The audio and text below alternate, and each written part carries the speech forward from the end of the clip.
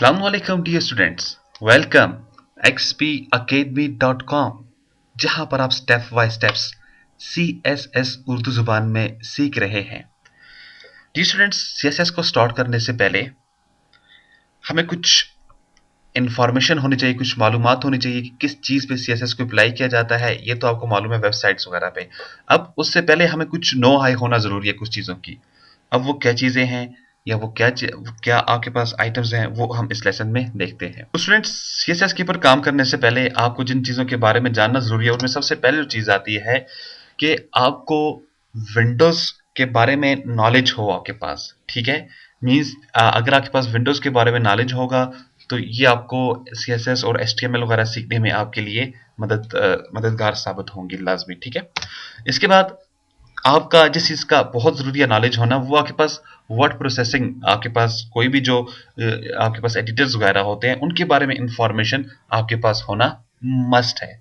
जब तक आपके पास उनके बारे में, ये नहीं कि मेरा कहने का मतलब हमारे पास जैसा कि टेक्स्ट एडिटर है, हम विंडोज़ के अंदर जाते हैं, वहाँ पे हमारे पास आ जाता है टेक्स्ट नोटपैड जिसको हम कहते हैं। इसी तरह से हमें मिलता है नोटपैड प्लस प्लस। इन इन चीज़ों के ऊपर हमको बेसिक्स काम हमें करना आना चाहिए।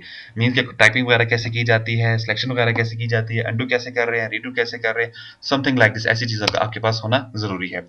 इसके अलावा दूसरी जो चीज़ है कि आपके पास ये इन्फॉर्मेशन होना ज़रूरी है कि कोई डायरेक्टरीज एंड फाइल्स वगैरह को कैसे बनाया जाता है और कैसे क्रिएट किया जाता है। इसके बाद आपको ये मालूम होना चाहिए कि मुख्तलिफ लोकेशंस पर अगर आपके पास फोल्डर्स पड़े हैं, वहाँ तक आपको एक्सेस कैसे करना है। और इसके साथ साथ आपको बेसिक्स अंडरस्टैंडिंग होनी चाहिए इंटरनेट ब्राउज़र के बारे में कि आप उसको कैसे यूज़ करते हो। यानी कि आपके पास इंटरनेट में जो मुख्तलिफ ब्राउज़र हैं, जैसे आपके पास फायरफॉक्स है, आपके पास क्रोम है, इंटरनेट एक्सप्लोरर है, इनके बारे में आपको नो आए का होना ज़रूरी है। इसी तरह से जो सबसे मोस्ट इम्पॉर्टेंट चीज़ है वो क्या है, आपके पास बेसिक नॉलेज होना चाहिए एक सिंपल वेब पेज क्रिएट करने का, चाहे वो HTML हो या XHTML हो। क्यों? हम जो काम करने जा रहे हैं CSS, ये HTML के ऊपर अप्लाई किया जाता है। याद रखिएगा, मैंने आपको इससे पहले लेसन के अंदर बताया था, CSS जो है वो आपके पास क्या है, एक स्टाइल शीट क्रिएट कर आपको देता है जो कि HTML के साथ यूज की जाती है। ठीक है, इसी तरह से तो हमारे पास इन तमाम चीज़ों की इंफॉर्मेशन का होना ज़रूरी है। इंशाल्लाह नेक्स्ट लेसन से हम लोग स्टार्ट करेंगे अपना मेन टारगेट, यानी कि हम CSS के ऊपर काम करने जाएंगे।